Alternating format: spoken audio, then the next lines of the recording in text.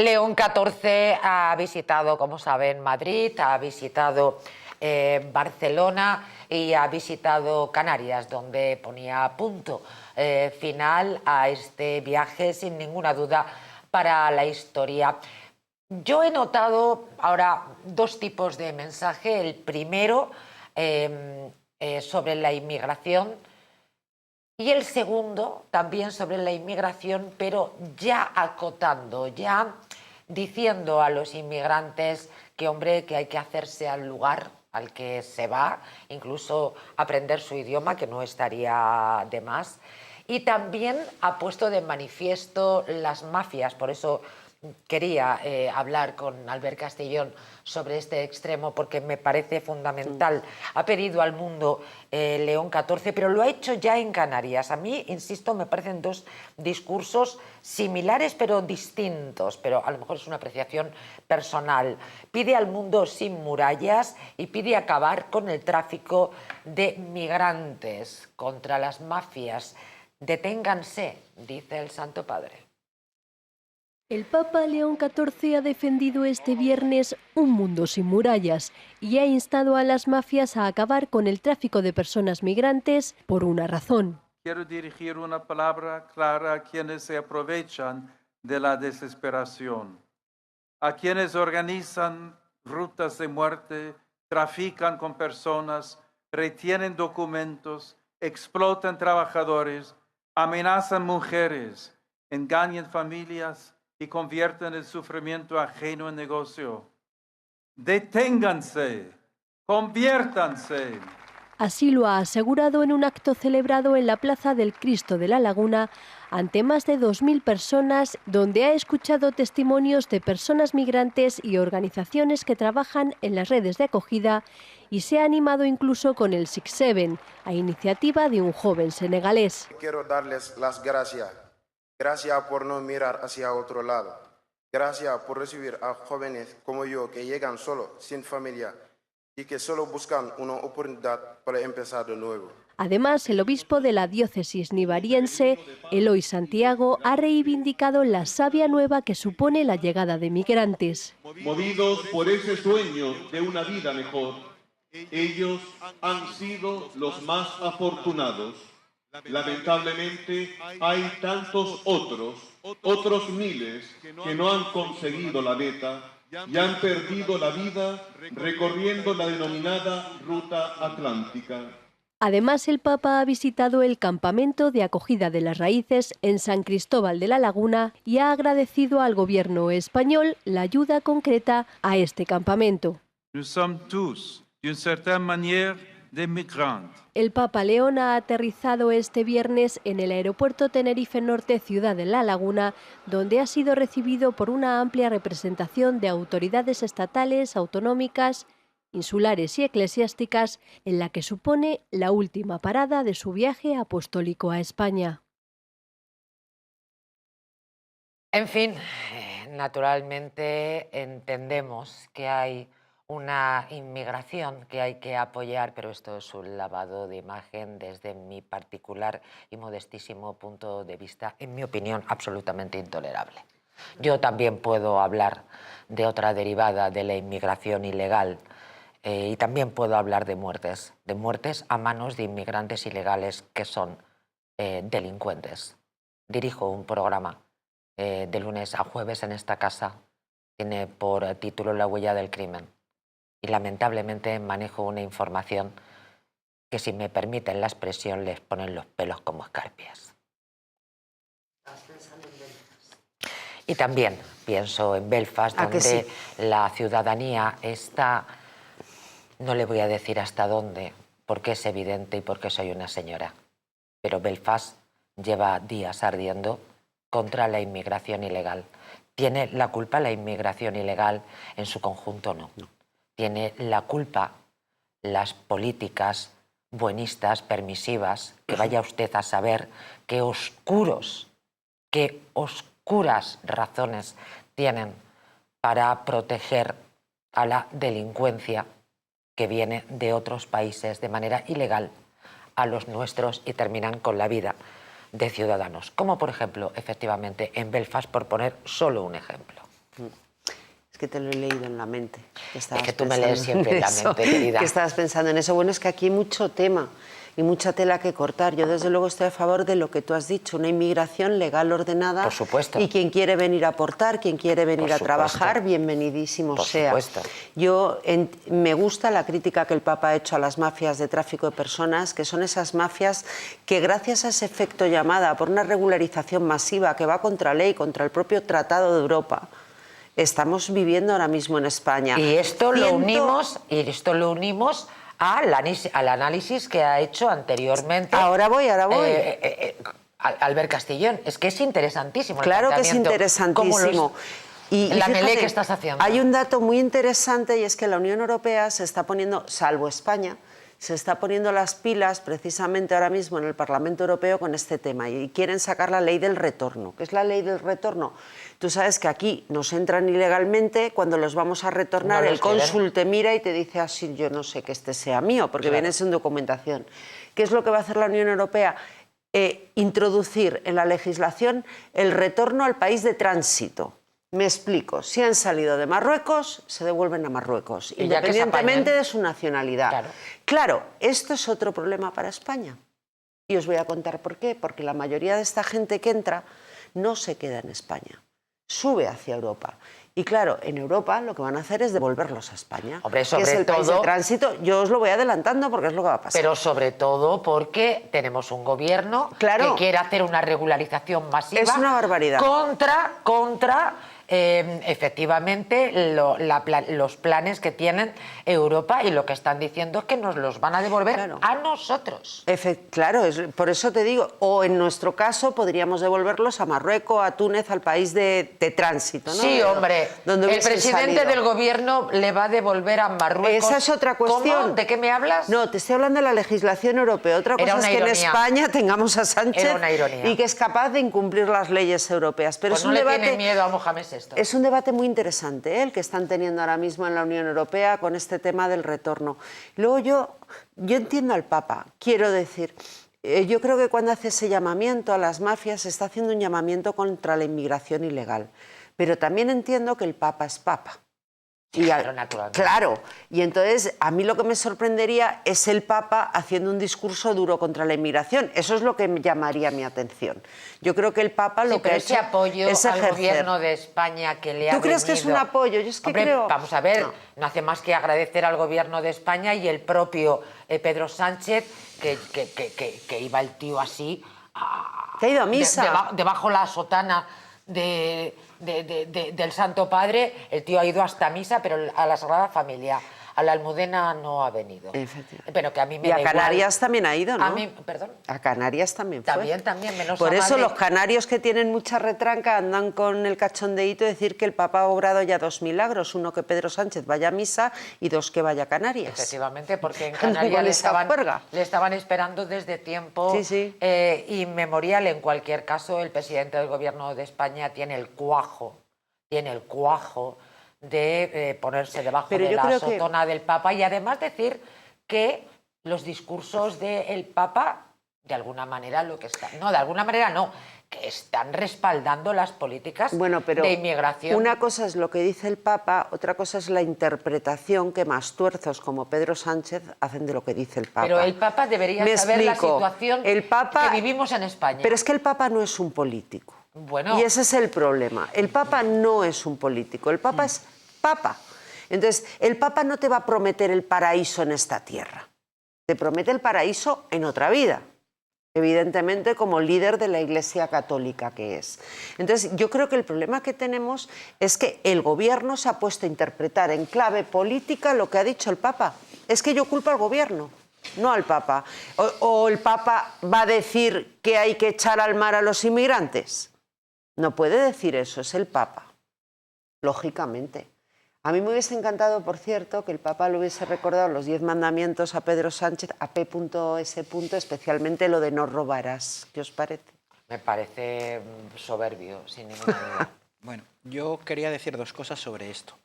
En primer lugar, que todas estas cosas, en cuanto a la cuestión de fondo, sucede también porque a mí lo que me parece incomprensible es que un gobierno pueda legislar o dictar leyes de este calado pues por decreto. Es que esto es también, vuelvo a lo de antes, es fruto de una ausencia de separación de poderes, y lo que decía Almudena, de que haya ya un banco azul en el Congreso de los Diputados, es la prueba del 9 de que en España no existe separación de poderes. Porque cuando no hay representación, y eso porque no hay separación de poderes, y si encima no hay representación en la que existan representantes en el Parlamento que obedezcan a necesidades legislativas concretas de los ciudadanos, sino que se obedece a necesidades ideológicas de los partidos políticos, los ciudadanos no tienen nada que decir en esta producción normativa, y ocurren estas cosas. ¿A alguien se cree que si con un sistema de representación uninominal por distritos electorales que legislaran y esta competencia no residiera en el Ejecutivo por decreto, sino en el Parlamento, saldría una ley Jamás saldría una ley así. Eso por un lado. Y dos, respecto al asunto del Papa, esto es un terreno delicado, y además yo creo que yo puedo hacer un análisis objetivo porque puedo hablar desde fuera de la fe y de lo que ha traído al Papa aquí como jefe religioso. Y es lo siguiente: el Papa, y ahí sí que coincido más con Almudena, cuando se está pronunciando como jefe religioso, como jefe de una cuestión, dando un mensaje no político, sino un mensaje moral. Y es lo que tiene que transmitir, porque es el jefe de los católicos, que han venido aquí y han ido en masa a verlo. Y esto nos trae a hacer un análisis muy importante de una cuestión que es muy importante y muchas veces olvidamos, que es la diferencia que existe entre la nación y el Estado. Porque cuando el Papa habla, no está hablando como jefe del Estado, como decía María José, que efectivamente el Papa es el jefe del Estado Vaticano, pero cuando viene aquí no está hablando como jefe del Estado Vaticano, está hablando como jefe moral. Entonces, no está hablando al Estado ni a una función estatal, sino que está hablando al cuerpo nacional, al cuerpo moral que está antes del Estado, y el Estado es la... Pedro Sánchez ha entendido un discurso político y algunos... Bueno, cada uno entiende lo que quiera. Yo también lo he entendido. Te voy a decir una cosa. Por ejemplo, yo que he leído bastante a Azaña y tiene muchas cosas aprovechables, Azaña se equivocaba, tenía un error muy grave. Cuando dijo aquello de que España había dejado de ser católica... Se equivocaba. Pero se equivoca, ¿por qué? Porque estaba confundiendo la nación y el Estado. Cuando él lo que quería decir es que el Estado tenía que ser laico o aconfesional, estaba asimilando Estado y nación. Y por mucho que Azaña lo dijera el hombre, España no iba a dejar ser católica nunca. El Estado se equivocaba, lo hemos visto en las calles de Madrid. Bueno, pues ya está. 1.300.000 personas. Sí, pero lo que quiero decir y un silencio, cuando tocaba silencio... Una cosa muy importante es el culto. Para una nación, cuando Azaña dice eso, lo que piensa es que el hecho religioso es algo interior, y eso no es así. El hecho religioso es público porque hay una cosa que se llama el culto, y eso es fundamental. Entonces, cuando Azaña ahí se equivoca porque está asimilando y dice España ha dejado de ser católica, y está diciendo que España como nación ha dejado de ser católica, y eso no es así porque es un hecho sociológico que no depende de él ni de su voluntad, no dependía de él. Lo que querría decir es que el Estado sería neutro religiosamente, que eso es otra cosa que podemos estar de acuerdo o no. La separación Iglesia-Estado. Claro, por eso es lo que quiero decir, la separación Iglesia-Estado, que hay que distinguir... Que, por cierto, hay que decir que viene de un Papa. Y de la propia Iglesia, cuando dice en la Biblia a Dios lo que es de Dios y al César lo que es del César. Lo importante es eso, ¿no? Que una cosa es que, y yo lo digo, y como digo, desde fuera lo puedo ver objetivamente, cuando el Papa se está refiriendo a los católicos y les está diciendo estos mensajes, yo creo que está hablando de una materia moral, no de una materia política, y que es previa. Amarás al prójimo como a ti mismo. Otra cosa ya es las interpretaciones que se quieran hacer, pero eso es importante, y además es importante e interesante porque nos sirve para distinguir eso, lo que es la nación del Estado, y que si confundimos las dos cosas es algo muy peligroso y se puede llegar a unas interpretaciones equivocadas. Y que también el mensaje de la Iglesia Católica es muy importante y tiene que ser muy cuidadoso porque no debe contribuir tampoco a esa confusión. Yo creo que cuando introduce el tema de las mafias de personas es claramente un llamamiento a que la inmigración debe ser legal y ordenada, si así lo quieres. Pero es que el Papa no habla en términos de la inmigración legal y ordenada, la inmigración ilegal. El Papa, como dice él, habla como el jefe de la Iglesia Católica y amarás al prójimo como a ti mismo. Y es que lo raro sería que no fuera así. Evidentemente, pero en cualquier caso, lo decía al inicio del programa, es una percepción personal. Creo que sobre esos discursos del primero en Madrid y del segundo en Canarias hay una sonada diferencia. Pero los discursos del Papa vienen Una preparadísimos, sonada María José. diferencia. Los discursos del Papa no se improvisan sobre la marcha, vienen preparadísimos. De hecho, si te fijas, han creado una gira completa. Él iba a ir a Canarias. Era el viaje primigenio que tenía el Papa en la agenda. Lo iba a hacer Francisco, pero no pudo. Y luego le invitaron a lo de la Sagrada Familia, por cierto, un espectáculo maravilloso, Sí, cierto. hay que decirlo. Sí. Le invitaron a lo de la Sagrada Familia y él luego dijo, Canarias-Barcelona, pues voy también a Madrid. Y así es como se ha montado la gira. Pero yo creo que el Papa, los discursos, que no se los da Moncloa, que por cierto se los pidieron, los discursos, es que hay que ser descerebrado para pedirle al Papa el discurso, ¿eh? Es la costumbre. Pero Moncloa se lo pidió, porque el problema es que Moncloa trata las palabras del Papa como si fuese un político, y el Papa no es un político, ni lo puede ser.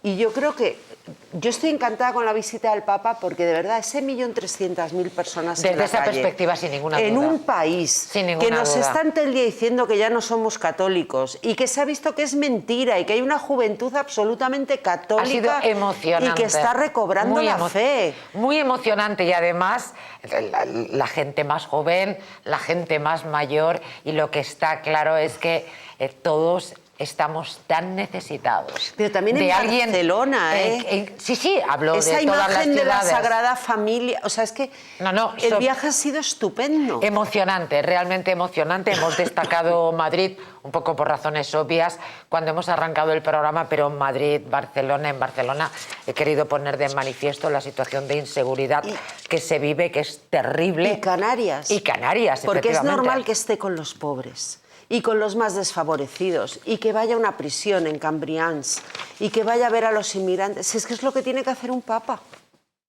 Pensadlo. Vamos a continuar, señoras y señores, con la obsesión que tiene Pedro Sánchez en el asunto de perpetuarse en el poder. Miren, el Gobierno abre ahora una vía especial para agilizar el derecho a voto a los hijos de los nietos del exilio ya nacionalizados. Se lo voy a volver a leer, ¿de acuerdo?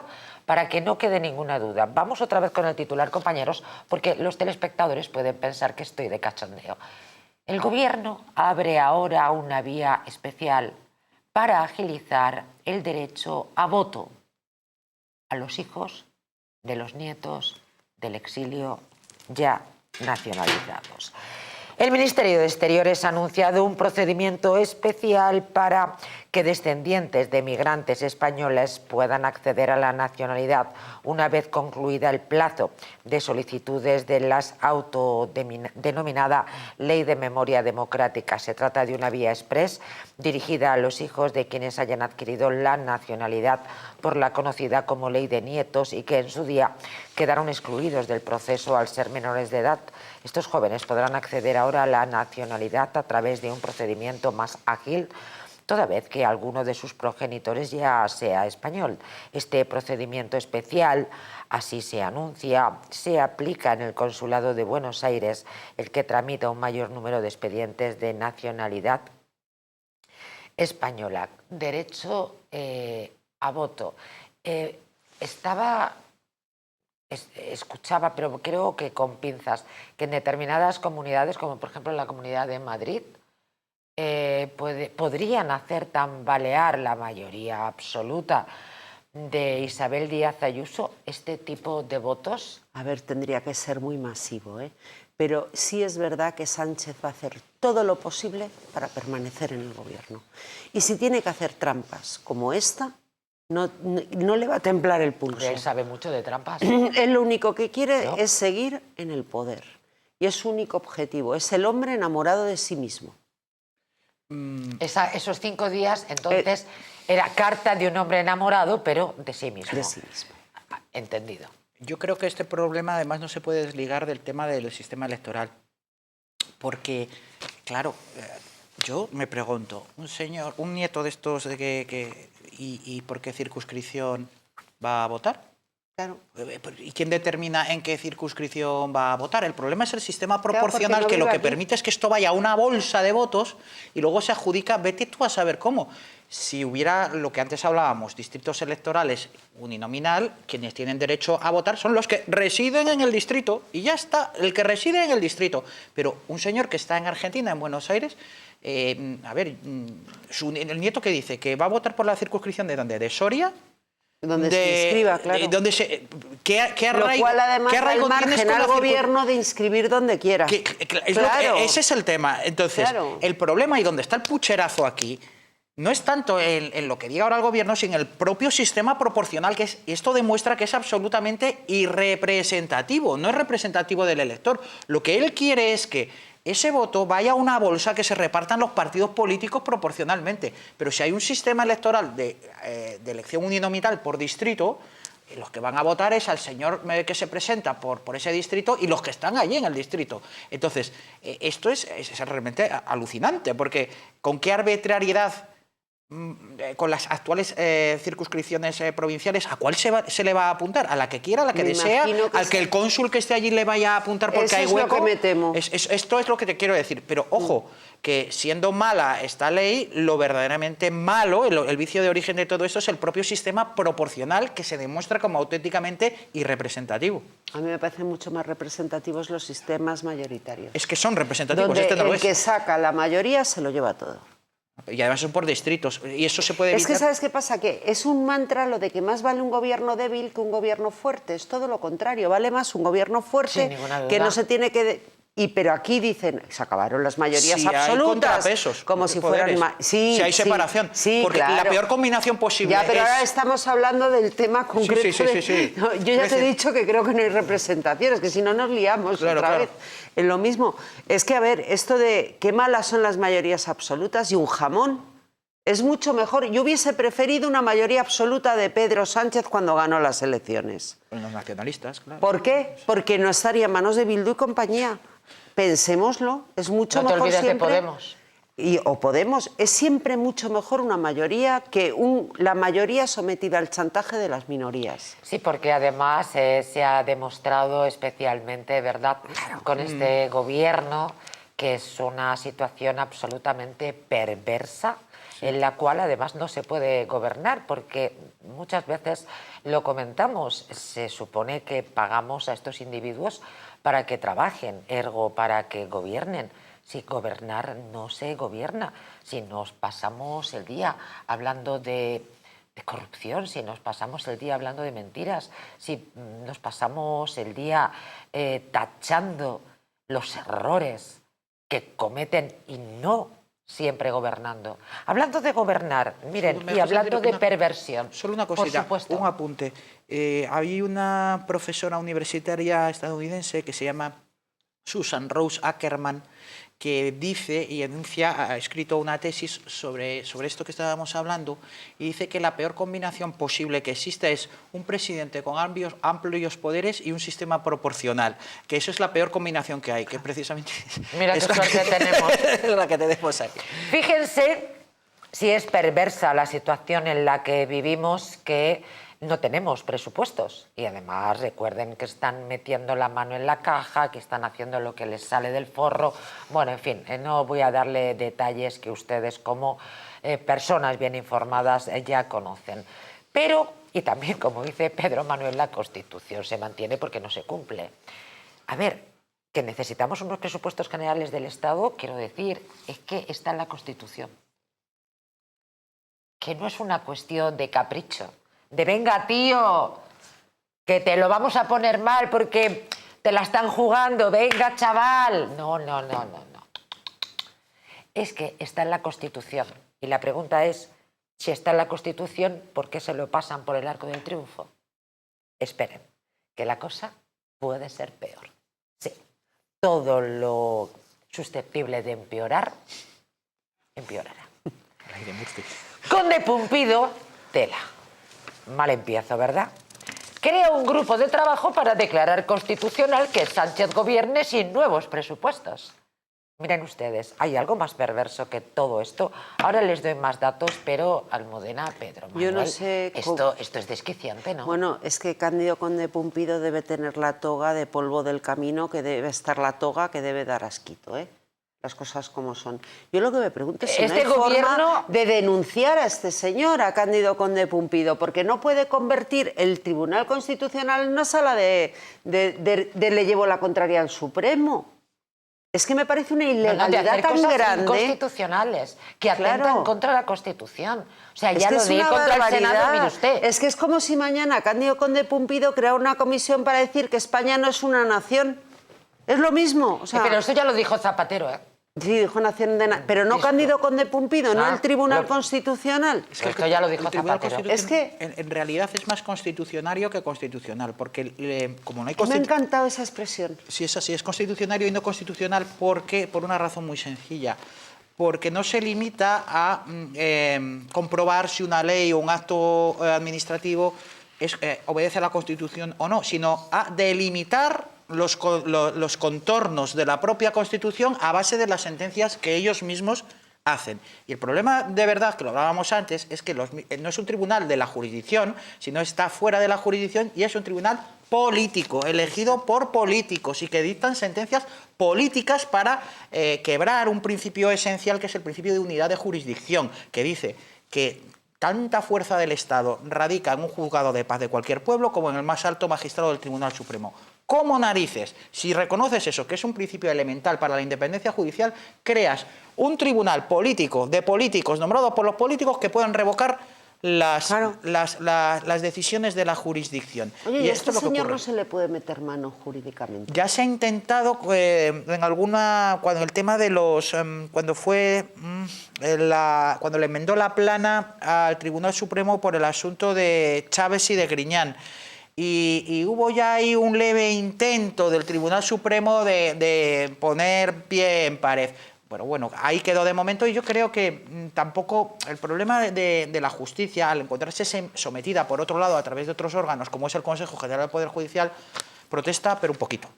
Entonces acepta su rol obediente por ese deber de obediencia que hay, porque como también Almudena decía, los jueces por abajo sí son independientes y existe independencia personal, lo que no hay es institucional. Y por arriba, de audiencia provincial para arriba, que es donde los ponen ya las comisiones de designación del Consejo General del Poder Judicial, pues protestan, pero fíjate una cosa, yo creo que en el Supremo protestan más por el prurito de que les quiten la razón que por rebeldía de su propia independencia institucional, es lo que creo. Pero claro, tienes ahí un Tribunal Constitucional, pero ¿cómo puede haber constitución en un país en el que, como es España, en el que cualquier juez no pueda decir o tener la facultad de decir esta ley es inconstitucional y no la aplico? Lo único que pueden hacer es elevar una cuestión de constitucionalidad, tirando la patada para arriba a este tribunal político para que ellos decidan y digan, bueno, este juez dice que piensa que puede no ser constitucional y ellos le hagan acaso o no, dependiendo, claro, de los vientos políticos que sobren en cada momento. Eso es un horror. Les doy más datos en torno a esta noticia para ubicarles. El presidente del Tribunal Constitucional ha creado este grupo de trabajo para declarar constitucional que el presidente del Gobierno, Pedro Sánchez, efectivamente, siga gobernando sin presentar nuevos presupuestos generales del Estado. Mientras tanto, Sánchez, ya saben, la semana pasada, se lo hemos contado aquí en El Mundo al Rojo, anunció que el Ejecutivo iniciaba la tramitación para aprobar los presupuestos generales de 2027, los primeros de la legislatura tras prorrogarlos desde, ojo, 2023. El Pleno del Tribunal Constitucional aprobó por unanimidad hace meses admitir a trámite el conflicto de atribuciones promovido por el Senado frente al Ejecutivo Socialista por incumplir su deber de presentar a las Cortes el proyecto de ley de presupuestos. En fin, Conde Pumpido estudiaba desde entonces la fórmula para que el Tribunal de Garantías avalase que Sánchez pueda gobernar sin nuevos presupuestos. Les recuerdo, el artículo 134.3 de la Constitución española establece que el Gobierno deberá presentar ante el Congreso de los Diputados los presupuestos generales del Estado al menos 3 meses antes de la expiración de los del año anterior. tenemos los de 2023. Insisto, esto es atentar contra la ley. ¿Por qué nosotros tenemos que cumplir la ley? Bueno, esto es vaciar de... No lo entiendo. Esto es vaciar de contenido la Constitución, porque la Constitución no dice que Pedro Sánchez deberá aprobar presupuestos. Dice que deberá presentar presupuestos. Porque tú puedes presentar presupuestos y que te los tumben, ¿verdad? Sí, sí. Bueno, pues como la moción de censura. Este señor y la candidata esta del PSOE en Andalucía, que ahora se va al Senado de paseo, María Jesús Montero, han estado 3 años incumpliendo la Constitución al no presentar presupuestos. Que presentarnos a aprobar, ¿eh? Fíjate. Pero es que todavía es peor de lo que nos pensamos. Porque ¿vamos a hacer política ficción o ciencia jurídica ficción? Divertido, me gusta el plan. Vamos a ver. Imaginemos que el Tribunal Constitucional sirve para algo y que no sea solo un lacayo del poder político. Punto número 1, que ya es mucho imaginar, ¿no? Imaginemos que hay un tío honesto de presidente del Tribunal Constitucional, lo que todavía es más difícil de imaginar. E imaginemos, que esto ya sería el colmo de la carambola, que ese Tribunal Constitucional dijera que efectivamente admite ese litigio que se ha planteado por el Senado en él y dice que tiene razón, que eso es inconstitucional y que debería de haber presentado presupuestos. ¿Y qué? Claro, ¿qué efectos tiene? ¿Y qué efectos tiene? ¿Cómo ejecutas eso? ¿Eso va a hacer que se vaya del gobierno? ¿El que esté en ese momento? ¿Cómo ejecutas eso? ¿Qué? Precioso. Un papel para poner el colgado en la pared. Estupendo. Otra sentencia del Tribunal Constitucional como la del COVID, que nos dice que estuvimos encerrados no sé cuánto tiempo de manera absolutamente ilegal. Ilegal. ¿Y ha no ha pasado tenido algo? consecuencias ¿Ha pasado jurídicas? algo? ¿Ha pasado algo? Nada. Pues esto igual. Entonces, quiero decir, estamos aquí en un programa maravilloso como el tuyo, hablando de una cosa fantástica y en realidad estamos hablando del sexo de los ángeles. Porque a donde nos iba a llevar esto, al final del camino, es a un callejón sin salida. Pues bien. Pero me llama poderosamente la atención que efectivamente, pase lo que pase, aquí nunca pasa nada. Y la pregunta es, desde la más absoluta de la ingenuidad, ¿por qué nunca pasa nada? Porque yo entiendo que tenemos un gobierno perverso, yo entiendo que tenemos un gobierno presuntamente criminal, lo entiendo, le puede pasar a cualquiera, pero ¿por qué pase lo que pase, nunca pasa nada? Porque la cuestión es de régimen, no es de quien esté mandando. Quiero decir, es que es la arquitectura Pues institucional. estamos apañados. Es la arquitectura institucional que tenemos, que además de todo eso, lo que favorece es una selección inversa, en el que el más tonto, el más traidor, el peor, es el que llega más arriba. Es que esto es así. Y a los ejemplos me remito, o sea, lo que tenemos ahora de presidente del gobierno, esto no es algo casual.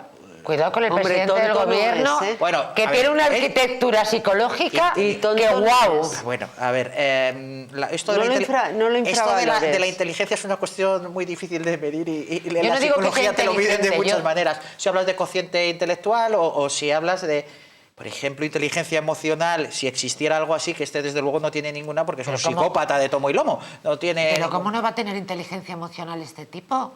Pero Sí la tiene, sí. vamos a ver, si no es imposible, este tío tiene un dominio de las emociones que a Pero mí eso se me llama psicopatía, flipa. María José.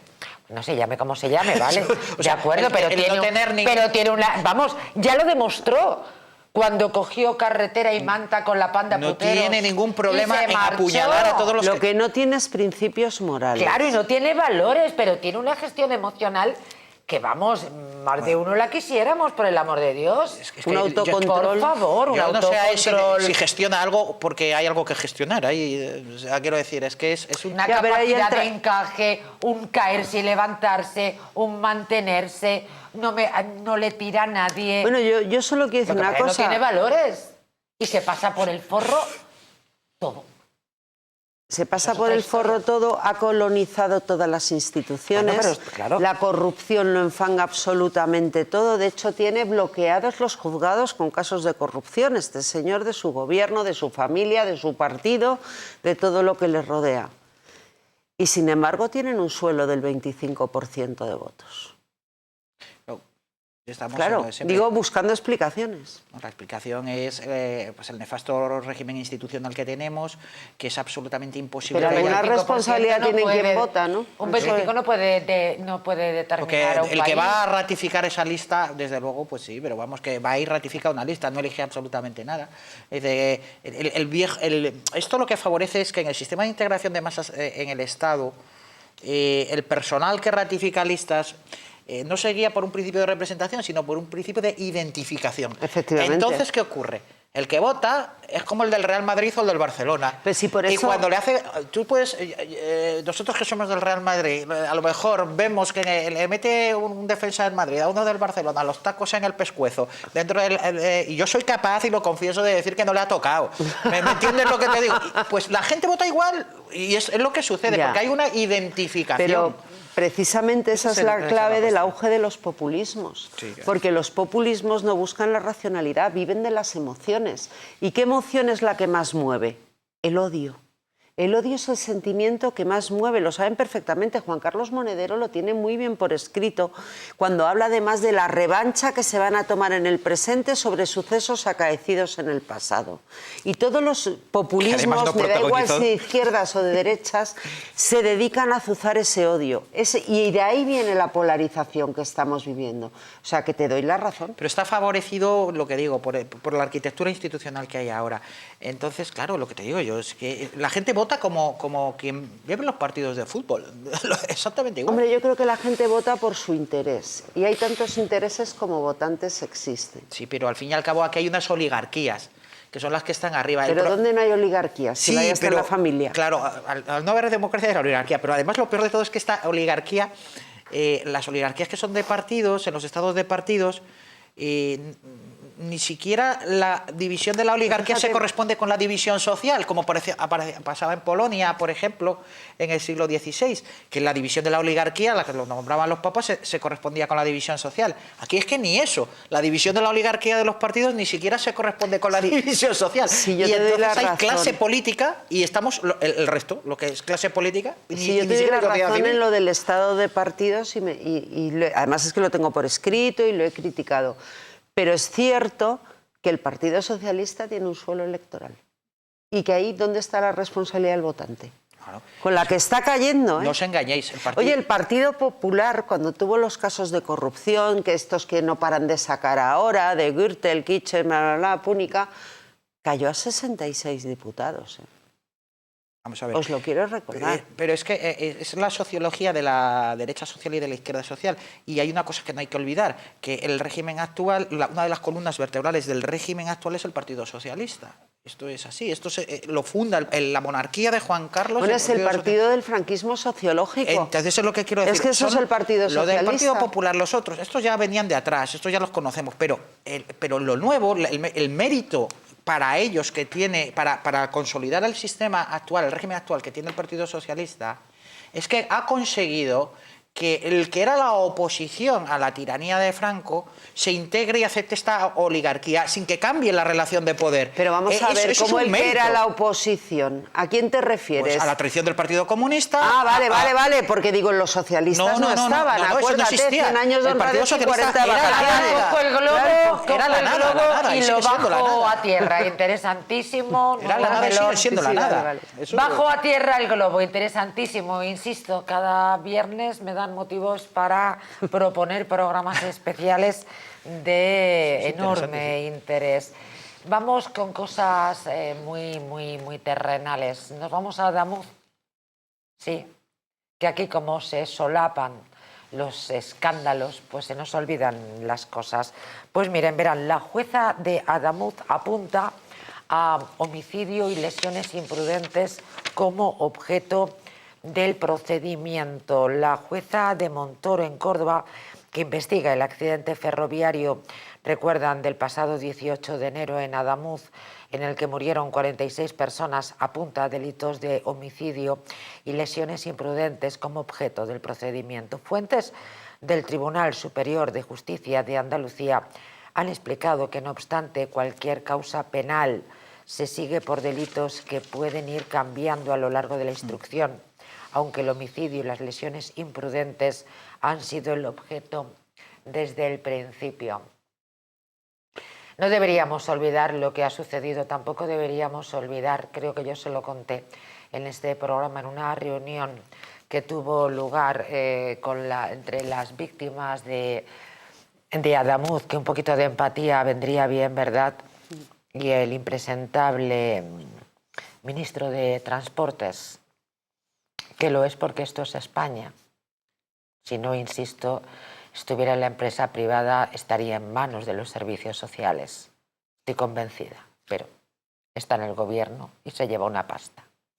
Tuvo la jeta, cuando le pidieron su dimisión, tuvo la jeta y tuvo la falta de corazón, y fue tan miserable, de decirle a una víctima de Adamuz, cuando le pidió su dimisión, que él no era el que había soldado las vías. Me voy a callar lo que pienso, porque es delito y penal. ¿Qué les parece este asunto? Que yo también prefiero callarme, porque todo lo que pueda decir de Óscar Puente es querellable. Me parece un ser que no debería ser... Vamos, es que ni bedel de un partido político. No escalemos, por favor. No lo voy a escalar. No escalemos. No voy a decir nada querellable. Lo que voy a decir es que en una democracia plena este señor no sería ni bedel de un partido político. Y que es una absoluta vergüenza porque, vale, está muy bien la polarización, todo fenomenal, pero ya meterte con las víctimas del accidente de Adamuz, después de que se pegó una ronda por todas las televisiones, ¿y que mintió? negando lo de la vía, que se ha permitido que desde Adif se vayan a robar pruebas por la noche a los trenes. Fue escandaloso. Este señor, de verdad, lo que tiene que hacer es dejar de tuitear e irse a su casa o a un zoológico. Sí, o a la cárcel, en cualquier caso, entre rejas. Al otro lado de la reja. Yo con que se vaya, es decir, que en cualquier caso es lo que... Y las responsabilidades políticas, que es que esto es lo que al final... Porque efectivamente aquí hay un procedimiento penal, pero estamos con lo de siempre. Pero el tío sigue en su cargo. Es que no se va, Discúlpenme que vuelva a insistir, desde el momento en el que nos encierran, nos secuestran de manera absolutamente ilegal, mientras que estos tíos iban de orgías, se ponían hasta arriba de todo y era un festival de polvos. Y además nos estafaban y robaban a manos llenas con el asunto de las mascarillas y no pasó nada. Es que la gota fría en Valencia, Adamuz, sigue sin pasar nada. Es que yo creo que esto es intolerable. En España no este tío no puede seguir al frente del Ministerio de Transportes. No hay posibilidad de depurar responsabilidades políticas también con el régimen institucional que tenemos. Y esto es así. Entonces, como no hay esa posibilidad de depurar responsabilidades políticas, se identifican las responsabilidades políticas con las responsabilidades penales. Sin una sentencia de condena no se asumen responsabilidades políticas. Y eso es por el propio mecanismo que digo, de la imposibilidad de pedir esas responsabilidades políticas con mecanismos auténticamente propios de una democracia. En la responsabilidad política no existe lo presunto. Aquí no hay presunto que valga. Eso es para los jueces, eso es otra cosa diferente. Entonces, no existe, y además es una responsabilidad que es objetiva. No tiene nada que ver la culpa con la responsabilidad política. Es que, fíjate, no tiene ni nada que ver la culpa. Existiría la culpa en todo caso, in eligiendo o in vigilando, pero no necesita ser autor por acción ni siquiera por omisión. De ahí se debería derivar una responsabilidad política si existieran mecanismos auténticos que permitieran exigirla. Y además una justicia independiente que permitiera delimitar, claro, la existencia de la responsabilidad penal por un lado y de la responsabilidad política por otro. Pero como no existe democracia en España y no existe la posibilidad de exigir esa responsabilidad política separadamente, pues nada, el juicio saldrá, si sale a la vuelta de... Cuando habrá una sentencia firme, 6 años, 7 años, siendo optimista, y el señor Puente en aquel entonces estará ya disfrutando de su dorada excedencia como ministro, o le habrán puesto, yo qué sé, en algún puesto de la Unión Europea o en algún sitio de estos para disfrutar cómodamente en un cementerio de elefantes de estos que se inventan para la clase política. Y eso es lo que va a pasar aquí. Pero fijaos, como dirían en la red social X, vosotros sois muy jóvenes, pero yo recuerdo cuando un ministro del Interior del Partido Socialista llamado Antonio Asunción se fue a casa porque presentó la dimisión porque a él no se le había fugado Roldán, sí, señora, pero se había fugado Roldán. Es decir, estamos en una degeneración absoluta. Aquí ha habido ministros... Oye, Carlos Mazón ha dimitido. Es que aquí hay gente que dimite en el Partido Socialista. Pero lo de Carlos Mazón, me vas a disculpar, es que menudo melón No, abres. pero te lo abro porque ha dimitido. Y va Feijóo y anuncia la dimisión del pobre Mazón, que, a ver, que es un poco lelo, cortito, pero responsable. O le hicieron dimitir. Pero le responsable. le dimitieron. Pero responsable no.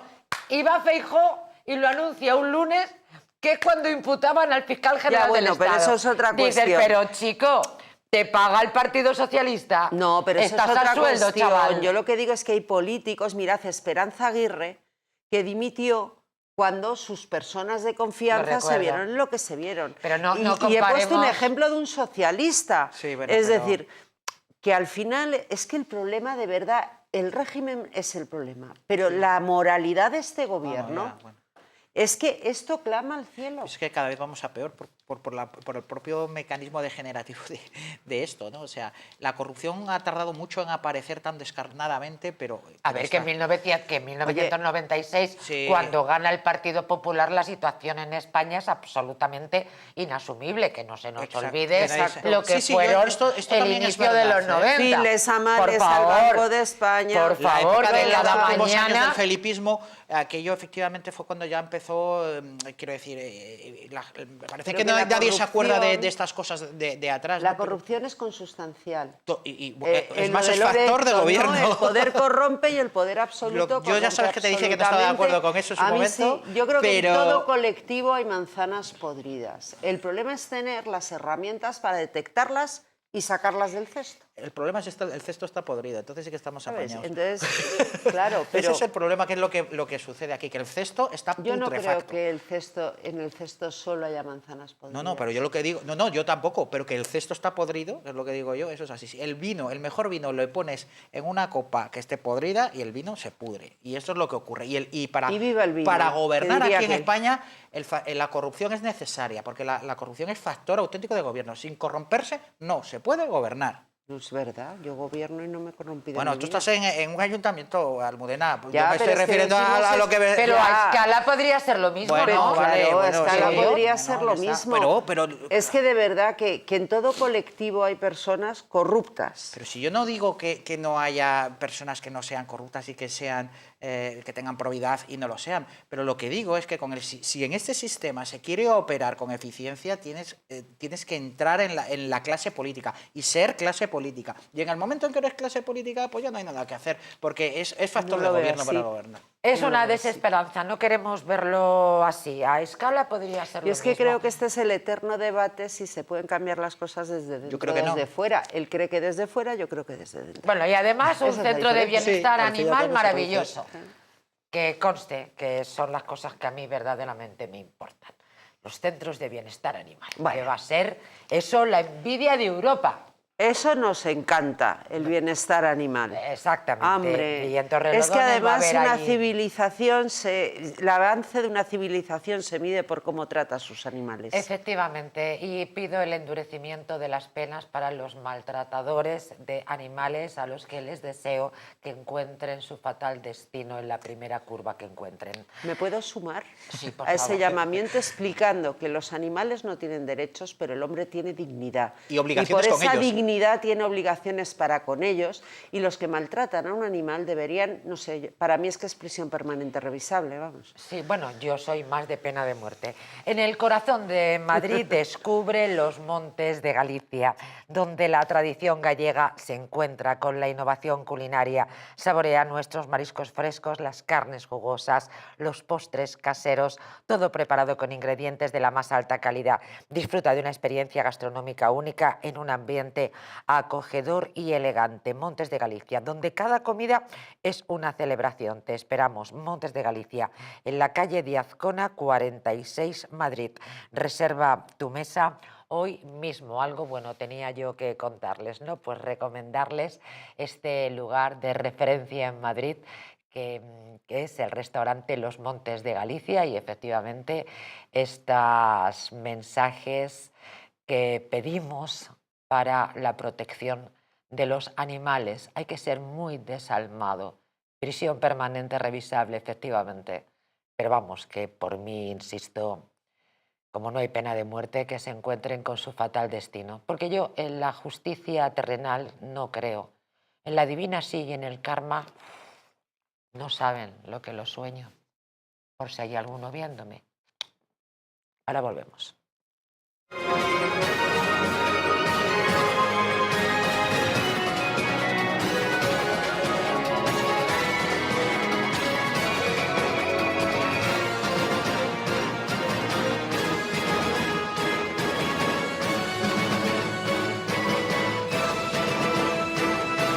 Entre las montañas suizas, donde la nieve lo convierte todo en emoción, nace Hotel Helvetia, el destino ideal para vivir el esquí como nunca. Situado junto a las mejores pistas, en un valle donde entrenan campeones, cada día comienza con adrenalina y vistas que enamoran. Y al regresar, te espera el equilibrio perfecto, spa para desconectar, chimenea para sentir la calidez del invierno, jacuzzi con vistas y desayunos que convierten cada mañana en un lujo. Hotel Helvetia, tu experiencia alpina completa, esquí que emociona, descanso que conquista. ¿Te gustaría perder esos kilitos de más? ¿Volver a utilizar aquellas prendas que tanto te gustaban? Naturhaus te trae la forma más rápida y eficaz de hacerlo. En tan solo 2 días podrás bajar de peso gracias al Pack Express, un producto de Naturhaus que contiene todas las comidas y dietas necesarias para perder peso en tan solo 48 horas. Te ofrecemos un servicio personalizado. No tendrás que saltarte comidas ni pasar hambre. El Pack Express se adapta a ti. No lo pienses más y acude a tu centro Naturhaus más cercano. ¿Quieres proteger tu sistema inmunitario de la gripe, COVID y otras enfermedades? Inmunad Z es un complemento elaborado con zinc y base de vitaminas C1, B6 y D3 que permiten aumentar las defensas y mejorar las respuestas del sistema inmunitario. Además, posee antioxidantes que reducen el envejecimiento y mejoran el estado de ánimo.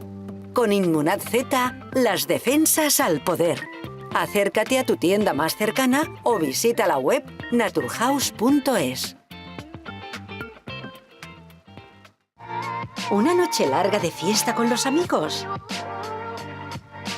¿Has terminado cansado y con una copa de más? Ahora en exclusiva en Naturhaus, Staff Detox, el remedio que acaba con esas resacas eternas del día siguiente. Acércate a tu tienda más cercana o visita naturhaus.es. En Lar de Paula elaboramos vinos de La Rioja que reflejan el carácter de nuestra tierra y la pasión por el detalle. Nuestro blanco semidulce, alas de mariposa. Nuestro tinto de autor, Merus 4. Vinos Lar de Paula, reconocidos por su calidad y autenticidad.